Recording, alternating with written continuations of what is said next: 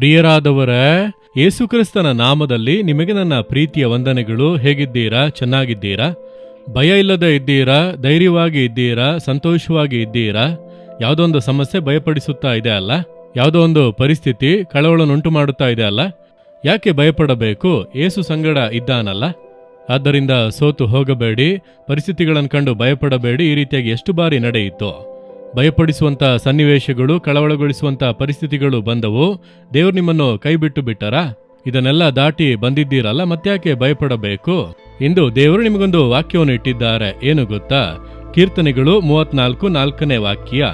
ನಾನು ಯೆಹೋವನ ಸನ್ನಿಧಿಯಲ್ಲಿ ಬೇಡಿಕೊಳ್ಳಲು ಆತನು ಸದುತ್ತರವನ್ನು ಕೊಟ್ಟು ಎಲ್ಲ ಭೀತಿಯಿಂದ ನನ್ನನ್ನು ತಪ್ಪಿಸಿದನು.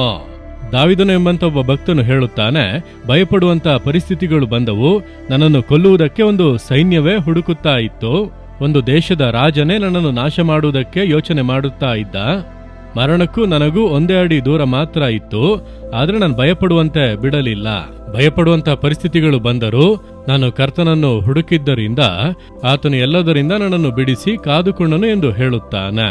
ಹುಡುಕಿದನು ಅಂದರೆ ಕರ್ತನಿಗೆ ನಾನು ಮೊರೆ ಇಟ್ಟೆನು. ದೇವರೇ ನನಗೆ ಸಹಾಯ ಮಾಡಿ ಎಂದು ಮೊರೆ ಇಟ್ಟೆನು. ಪೂರ್ಣ ಹೃದಯದಿಂದ ಆತನನ್ನು ಹುಡುಕಿದನು.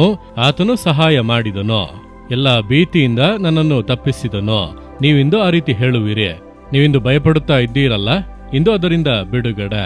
ಮನುಷ್ಯರನ್ನು ನೋಡಿ, ಪರಿಸ್ಥಿತಿಗಳನ್ನು ನೋಡಿ, ಯಾವುದೋ ಒಂದು ಸಮಸ್ಯೆ ಕುರಿತು ಭಯಪಡುತ್ತಾ ಇದ್ದೀರಲ್ಲ, ಅದು ಬದಲಾಗುವುದು. ನೀವು ಧೈರ್ಯವಾಗಿ ಹೇಳುವಿರಿ, ಭಯಪಡಿಸುವಂತ ಕಾರ್ಯಗಳೆಲ್ಲ ಆವರಿಸಿಕೊಂಡು ಬಂದವು.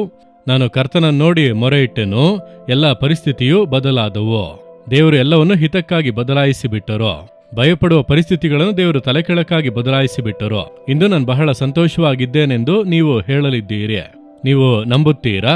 ನಿಮ್ಮ ನಂಬಿಕೆಯೇ ದೇವರು ನಿಮ್ಮ ಮೊರೆಯನ್ನು ಆಲಿಸುತ್ತಾರೆ. ನಿಮ್ಮ ಪಕ್ಕದಲ್ಲೇ ಇದ್ದಾರೆ. ನೀವು ಮೊರೆ ಇಡುವಾಗ ತಕ್ಷಣ ಉತ್ತರ ಕೊಡುವರು. ಮತ್ತ್ಯಾಕೆ ನೀವು ಭಯಪಡುತ್ತಾ ಇದ್ದೀರಿ?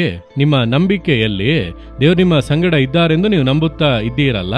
ನಿಮ್ಮ ಪ್ರಾರ್ಥನೆಯನ್ನು ಕೇಳುತ್ತಾರೆಂಬಂತ ನಂಬಿಕೆ ನಿಮಗೆ ಇದೆ ಅಲ್ಲ? ಮತ್ತ್ಯಾಕೆ ಭಯಪಡುತ್ತೀರಿ? ಧೈರ್ಯವಾಗಿ ನನ್ನ ಪಕ್ಕದಲ್ಲಿರುವಂತ ಯೇಸುವೆ ಸ್ತೋತ್ರ, ನನ್ನ ಮೊರೆಗೆ ಉತ್ತರ ಕೊಡುವಂತ ದೇವರೇ ನಿಮಗೆ ಸ್ತೋತ್ರ, ಈ ರೀತಿಯ ಒಂದು ಪರಿಸ್ಥಿತಿ ಸಹಾಯ ಮಾಡಿ ಎಂದು ಹೇಳಿರಿ. ಅದುವೇ ಪ್ರಾರ್ಥನೆ. ತಕ್ಷಣ ನೋಡಿರಿ, ಬದಲಾವಣೆ ನಡೆಯುತ್ತದೆ.